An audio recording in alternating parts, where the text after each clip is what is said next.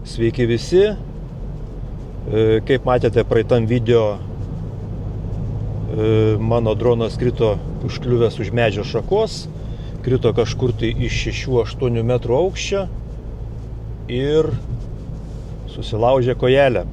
Kadangi buvau įsigijęs 2 metų DJI Care draudimą tam dronui, grįžęs namo užpildžiau formą online į DJI puslapį ir man buvo du optionai. Vienas optionas buvo tai mokėti 62 svarus, išsiųsti savo sulaužytą droną jiems.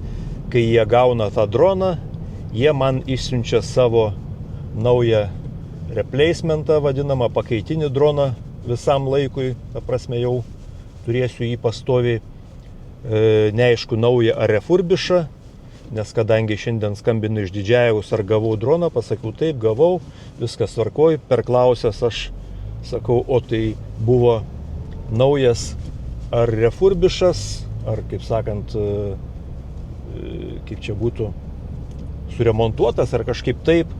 Sako, negaliu tiksliai pasakyti jūsų atveju, bet turėjo būti arba visiškai naujas, arba praktiškai be dėvėjimo žymių. Tai va, tokios sąlygos yra to DJI Care. Ir antra sąlyga buvo, jeigu noriu gauti kuo greičiau tą droną, turiu sumokėti vėlgi tą 62 svarų mokestį plus užstatą iš kreditinės kortelės 345 svarus. Tai reiškia, kai tik tai jie gauna apmokėjimą, jie iš karto išsiunčia man tą kitą replacementą, pakaitinį droną, o aš jau savo atžvilgiu, kada išsiunčiu tą savo sulaužytą droną, jie gavę tą droną man grąžina tuos 345 svarus užstatą. Tie pinigai nuo sąskaitos nurašyti nebuvo nuo kreditinės, tiesiog jie buvo įšaldyti sąskaitoj. Kaip kad nurašymų tam mano sąskaitoj nebuvo tos sumos. Tai va tokia situacija. Dabar, kaip sakiau, šiandien paskambino, paklausė, ar gavau droną. Sakau, taip, gavau, bet aš jo dar neišbandžiau. Taigi, šiandien turiu išeiginę ir važiuosiu, aš jį išbandysiu. Oras gan stipriai vėjuotas, net nežinau. Svarbu išbandyti, svarbu pažiūrėti, kaip jisai skraido, svarbu pažiūrėti, kaip jisai filmuoja. Kadangi dronas buvo supakuotas tokioj kaip mini dėžutėj, visiškai įtariu, kad jisai, gal ten DJI pakuotė tokia, bet pakuotė originali ir grinai jinai yra kaip naujo drono, bet tik taip komplektacijoj buvo dronas be batareikos su propeleriais ir daugiau nieko nebuvo. Ta dėžutė buvo specialiai tokia nedidelė padaryta, tik tai, kad tilptų tas dronas be jokių priedų ir tiek. Ten netgi ne nuo basic tos komplektacijos, ten grinai matosi, kad daugiau niekas jai ir netilps. Toliau, kaip sakiau, užbandysiu, kaip skraido. Praeitas dronas man nuskrido 2,5 kilometro ir aš apsisukau, daugiau nedrįsau toliau skristi, ta prasme 2,5 kilometro nuo manęs nutolo ir daugiau nedrįsau skristi toliau. Kaip sakant, pirmam kartui kaip ir užteks. Ir dabar net nežinau, ar čia vėlgi bus, kaip sakant, standartinis variantas tie 2,5 kilometro ar ne. Matysim pagal situaciją, kada nebus vėjuota diena, išbandysiu. Šiaip turiu nufilmavęs aš tą testą, bet tas testas taip ir liko dar kol kas kompiuterė, dar kol kas jisai nebaigtas, toks be aiškios pabaigos, kaip sakant, istorija be pabaigos, istorija pradėta ir nutraukta. Gal kažką dadėsiu, kažkokią tai pabaigą, ten iš kažko tokia ir staigiai taip ir nutrūksinai. Tai va, praeitas dronas skrido be problemų 2,5 km, kaip sakiau, į tolį, tačiau virš upės, tai buvo be jokių pašalinių kliūčių. Aišku, ten plaukiojo laivai, galbūt kažkokie laivai, ten kažkokie tai trikdžiai yra nuo tų laivų, nuo radio bangų, bet vienu žodžiu buvo tokia situacija. Toliau apie DJI Care. Aš užsisakiau DJI Care 2 metams, kainavo 119 svarų, skaitos gauni tą draudimą, kadangi tas draudiminis įvykis būna, moki tą fiksuotą mokestį 62 svarai. Tas fiksuotas mokestis 62 svarai, nesvarbu, ar jis ten smarkiai sulaužė, ar tik tai truputį kojelę palaužė, jokio skirtumo. Skaitos nori keisti, prašau sumoki tą fiksuotą mokestį. Kadangi įsigijau 2 metams, 1 metams yra skaitos 2 nuskridimo fly away atvejai įskaityti į garantinį ir 2 keitimo drono atvejai, skaitos sumokėjus tą sumą 62 svarų, įskaityti 2 tokie atvejai. Kadangi 2 metams, vadinasi, iš viso 4 išskridimai, kaip sakant, nereguliuojami ir 4 drono sugadinimai. Tai va dabar tokį susiradau parkelį, nežinau, čia problema yra Londone su atvažiavimu, problemos nėra, bet yra problema su pasiparkavimu. Visur tik tai gyventojams, su turimais leidimais, vadinamais permitais, visur tik tai mokama ir tai ten mokėti paskambinus telefonu, vienu žodžiu, yra tokių problemų. Su autobusu važiuoti gan ilgokai užtruktų visuomeniniu transportu, kadangi gyvenu netoli London City Airport, tai tenai yra pas mane neskraidimo zona, aplinkui tą oro uostą 5 km ir pakilimo nusileidimo tako dar papildomai ten kilometras pločio kažkiek tai. Tai va, tai, kaip sakau, namų erijoje išbandyti aš negaliu, už tai važiuoju, radau tokį parką, prie parko radau tokį kaip ir parkingą, kiek supratau, jisai bus atviras, tai va važiuoju, pažiūrėsiu ir bandysim išbandyti tą lėktuvėlį naują, kaip jisai veikia, kaip jisai reaguoja. Žinot, visko gali būti, kad ir kamera blogai filmuoja, gali tas, gali anas, tai va noriu įsitikinti, kad tikrai viskas gerai, nes tada jau, kaip sakant, jisai palieka pas mane bet kokiu atveju. Ar rekomenduoju įsigyti tą draudimą DJI Care turint droną? Tikrai rekomenduoju, kadangi pats aš jaučiu, kai dronas be draudimo ir dronas su draudimu. Jautiesi žymiai drąsiau, nebijai, kad jisai kažkur nuskris, kažkur užklius, kažkur nukris, nuskęs ar dar kažką, tai tiesiog tu nebijai. Aišku, gaila prarasti tuos 62 svarus tą draudiminį mokestį, bet dėl to, kaip sakant, tu skraidai in peace of mind ir tikrai jautiesi drąsiau, be jokių problemų tu. Čia pasukti yra tragedija. Be jokių problemų tu gali savo naudotis ir pagaliau atsirado laisvas tarpas. Gali naudotis dronu, gali mokintis, kuo daugiau skraidai, tuo pats esi toks, kaip pasakyt, drąsesnis, pasitiki labiau savo jėgom. Vienu žodžiu, tas draudimas tikrai yra, aš skaitau, naudingas. Atkreipkit dėmesį į tuos medžius va tolumoj, koks vėjas. Tikrai droną pamėtis, tai 100%. Nu, bet šiaip tie dronai tokie gan atsparūs tiem vėjo gūsiam. Aš čia bandžiau prieš tai skraidyti, man kadre nufilmuotam praktiškai jokio nesijaučia, kad kažkas tai būtų tabaluotųsi. Taigi, va, kaip matot, po kairę pusę artėjom tą vietą, kur ta aikštelė yra, tas parkingas.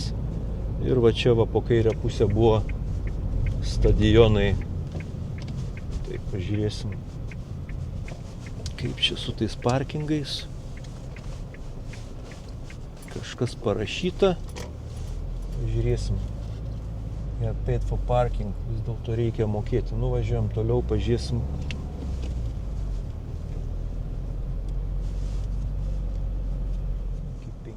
Dizelis 4,70. Jėzau, prie ko čia dabar tas dizelis ir parkingo vieta? Zero emission vehicle svaras 30. Petrol registruotas nuo 2005. Weekendai čianai.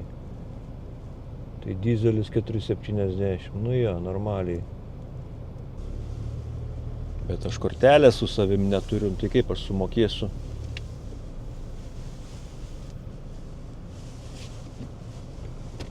Ring and go yra, gerai. Yra apsas Ring and go. Ačiū Dievui. Tai va. Tai va, gerai, dar galima apsų susimokėti. Vienu žodžiu, kadangi pas mane dizelis,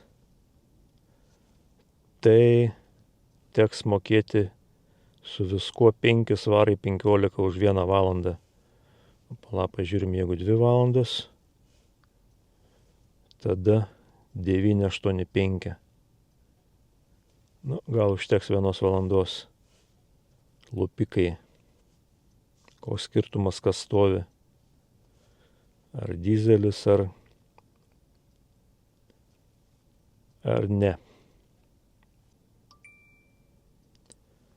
Viskas sumokėta.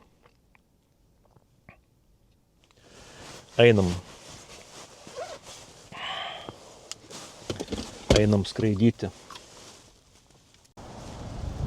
Nu ką, atėjau į parką, atsistojau po medžiu, kaip zapadlo pradėjo lietus lyti. Pirmą kartą dronas labai ilgai ieškojo satelitų, tai kol radau aš juos, jau galvojau, kad teks atgal krauti dėžę ir siųsti atgal. Gerai, viskas tvarkoj, darom ekrano įrašą ir bandom judintis. Pirmas pakilimas. Gerai. Specialiai atsistojau po medžiu, kad paskui grįžti į, nu gal biškį netgi į šitą vietą. O tarkim, į šitą vietą, kad grįžčiau aš.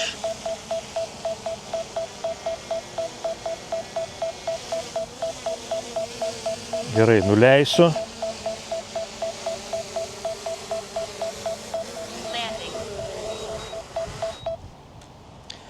Gerai, ir dabar bandysiu kelti, kad grįžtų. Aišku, nedaug iš čia po šakom, bet vis tiek toksai būtų kaip išbandymas, kaip grįžta po šakom. Ta prasme, į vietą, kur iš viršaus negali leistis, o turi palysti po apačią ir nusileisti. Taigi, ką, bandom važiuoti.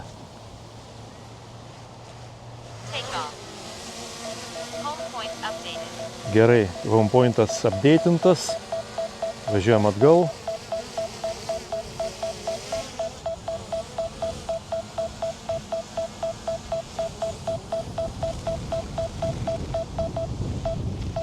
Jungiam kamerą, video važiuoja, vėjas baisulinis. Nu ką, važiuojam į priekį ir kylam. Kilsim 120 metrų. Aš jau jo nebematau. Ai, va, matau, gerai. Kylam iš karto 120 metrų, kad pasižiūrėti miestą. O, kaip greitai kyla 80 metrų, 90, 100 ir 120. Gerai. Dabar sustabdom panoramą. Einu aš pažiūrėti, ar aš jį matau. Aišku, aš jo net nematau. Ai, va, matau aš jį, gerai. Dabar pasukam biškį link centro. Va tai va. Ar šis centras? Turbūt, kad centras. Tai pažiūrėsim pagal žemėlapį. Kur tas centras yra. Čia yra į Canary Wharfą. Centras yra į šitą pusę. Tai va, man taip lengviau orientuotis. Persisukau biškį nuo centro. Va, čia kažkur tai centras. Gerai. Ir taip. Uždėjau ND8 filtrą. Padariau reguliavimą su C2 knopke ir šituo suktuku. Taigi va, dabar pakėliau iki 1,8. Biškį atsiranda dangui tų peršvietimas, kaip matot. Labai patogu naudoti. Va. Čiut keli peršvietimai yra, bet visumoj galiu dar biškį pamažinti iki skaitos per tamsi diena, kad F1.8 netai pasakiau, ekspozicija dabar yra 0. Nu, biškį pakelkim iki 0,3. Nu, gal va tai va bus, sakykim, geriau. Aš jums karts nuo karto parodysiu tą ekrano vaizdą, jisai yra neryškus, jisai čia kaip Full HD būtų, bet greičiausiai, kad yra tik tai 720p. Taigi va, karts nuo karto parodysiu ekrano vaizdą įrašymą, kad suprastumėt, ką spaudžiu, ir parodysiu dabar, kaip yra zoomas 2 kartus, neprarandant, kaip sakant, tos kokybės. Tai va, taip atrodo centriukas su neprarandama kokybė. Dabar biškį žemyn. Taip va. Ir bandome švelniai, ne į tą pusę, tik tai į priešingą pusę. Bandome suktis link Canary Wharfą. Tai va, einu aš čia po medžiu. Kaip atėjau, sakau, kai zapadlo pradėjo lietus krapinti. Ir. Va taip atrodo 2 kartai padidinti, ale neprarandant įrašo kokybės. Va taip va. Nu, ekrane bent jau piešinukas tikrai. Va, Strong Wind Warning pranešė pultas, nes tikrai vėjas tikrai didelis. Ir va taip va atrodo Londė. Taip atrodo Londė. Dabar kur tas mūsų Canary Wharfas, da kol kas aš jo nemačiau. Jeigu į tą pusę suku, klausimas, tik tai įtariu, kad aš suku ne į tą pusę. Nu nieko, apsuksim ratą, pažiūrėsim Londono panoramą. Man svarbiausiai ne tai, kad kiek jisai nuskris, aš noriu pažiūrėti, kaip kamera reaguoja. Ar nėra jokių ten, kaip sakant, išplautų kampų ar dar kažko panašiai. Taigi, aš bandysiu galbūt iš namų pakomentuoti pagal rajonus, kas čia yra. O gal netgi va, pasididinsiu taip. Ir dabar jo, aš sukuosi priešingą pusę, tai apsuksiu greičiau. Ir va dabar kamera paukšt, matot, koks vėjas. Koks vėjas, jeigu kamera net krenta. O tai va. Mane, tu matai. Tu mane matai. Aš tave matau. Gerai. Vėjas žiauruminis. Va, čia kažkur yra Canary Wharfas. Tuoj pasižiūrim. Jo. Va, kaip matote, futbolo stadionas Elžbietos II. Čia dabar, man atrodo, yra namų stadionas tų plaktukų, kaip jie West-Hamo. Ir dabar dar čiut ir štai pats Canary Wharfas. Ir dabar išjungsiu į vieną. dabar išjungsiu į vieną. Tai va atrodo vienas kartas ir spaudžiam 2 kartus. Tai va, kaip didžiai teigia, neprarandant vaizdo kokybės, iki 2 kartų galima zoominti. Pabandysim zoominti toliau, jau bus jau skaitmeninis zoominimas ir va 3 kartai jau yra čia skaitmeninis zoominimas. Palengva pasuksiu, lėtai, kaip sakant, plavnai, prasukam, gal biškį reikėtų ekspoziciją pamažinti per daug, labai nejautriai, tai yra jautriai labai reaguoja ekspozicija, 0,7, minus 0,3, va gal sakyčiau pats ta ekspozicija tokia, čia minus, tai yra kart 3 dabar, darykim kart 2, Jėzų vėjas duoda, aš nežinau, tą kamerą reik su koja prilaikyti, štatyvą pučia žemėn. Nu ką, ir grįžtam iki vieneto. Taigi testas toksai, galim dar sykį biškį padidinti ekspoziciją iki 0, taip atrodo. Ir ką, bandom padaryti nusileidimą, tegul grįžta, spaudžiam home, return, viskas. Jisai pats jau daugiau viską valdo, aš jau daugiau nieko nedarau. Atsitraukiu nuo kameros, gal tiksliau pasiemu kamerą ir einam žiūrėti, kaip iš čia leisis po, aš jums parodysiu, po šituo medžiu jisai turėtų nusileisti, va, aš jį matau pareina, toj su akiniais nufilmuosiu. Pareina iš 120 metrų aukščio ir žiūrėsim, kaip jisai lys po medžiu.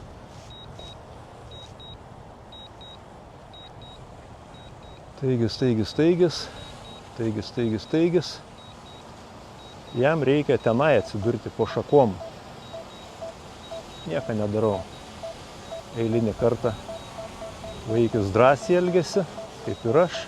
Jo, kaip matot. Kaip matot, leidžiasi būtent toj vietoj, iš kurios ir pakilo. Nu, faina. Testas kaip ir baigtas, turbūt. Tada bandysiu nuskristi iki stadiono galo, va tenai va. Gerai, lendu giliau po medžiu. Tarkim, pakilsime štai čia ir keliam. Batareikų yra sočiai. Gerai. Ir keliam. Ir skrendu dabar tolyn.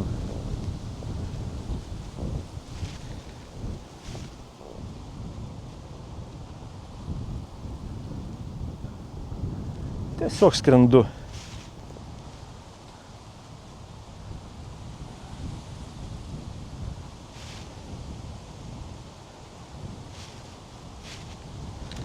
Tiesiog skrendu į kitą stadiono galą. 300 metrų. Greitis 15 metrų per sekundę. Biškį pakilsiu dar aukščiau. Jeigu kamera nenupūstų, priminsiu su koja. Tai 500 metrų. 500 metrų. 600 metrų. Gerai. Nėra tikslo daugiau skristi. Spaudžiam return to home.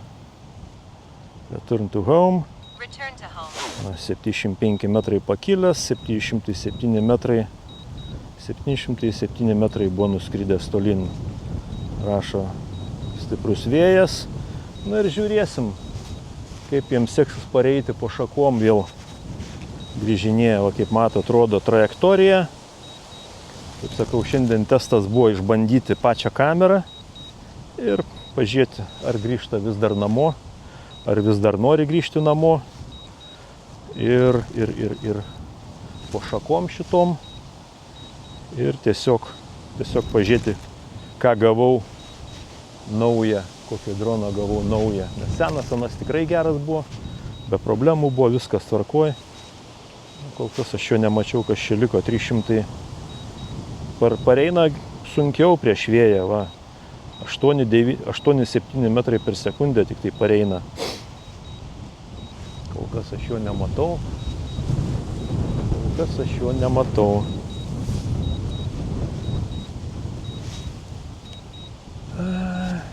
Jau matau. Jungiam akinukus ir žiūrim į parskrendantį paukštį. Va, jeigu matote, žiūrėsim. Matėte, iš kur pakilo ir pažiūrėsim, kur jisai nusileis.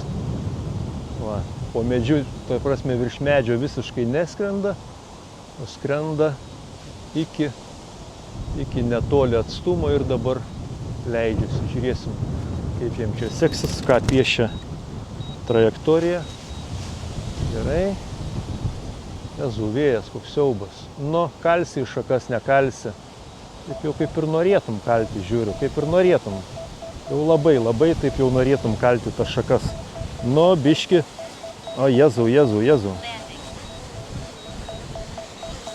Nu, biški kaip ir panašiai nusileido, bet jau taip jau šalia to kamieno, kad jau biški vėl buvo nutirpę man kojas.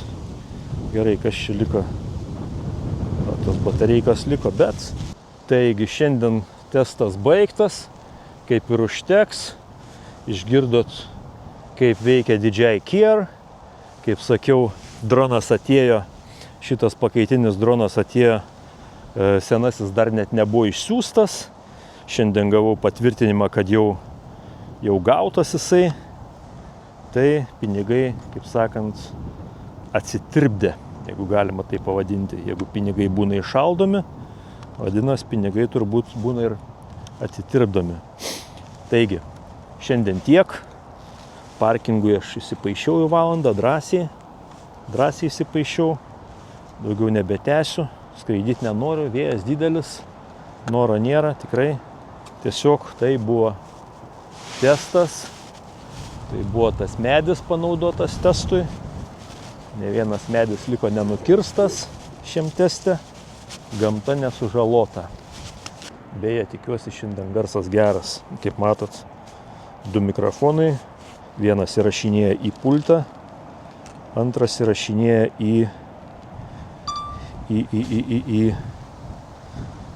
dar va galima selfie pabandyti dar tuo pačiu. Taigi, selfie testas. Tai va atrodo vienas tas pats atstumas iš abiejų kamerų. Čia yra Mini 5 Pro, čia yra Osmo Pocket 3. Tai va atrodo. Nu ir ką, garsas jau šiandien turėtų būti geras. Atsiprašau už aną kartą, per vėlai pastebėjau. Kaip sakant, nukritimo nesudubliuosi dar kartą to kritimo, tai teko jau daryti jau kaip buvo. Tai ką, dar kartą ačiū už dėmesį ir iki. Čiau, ate.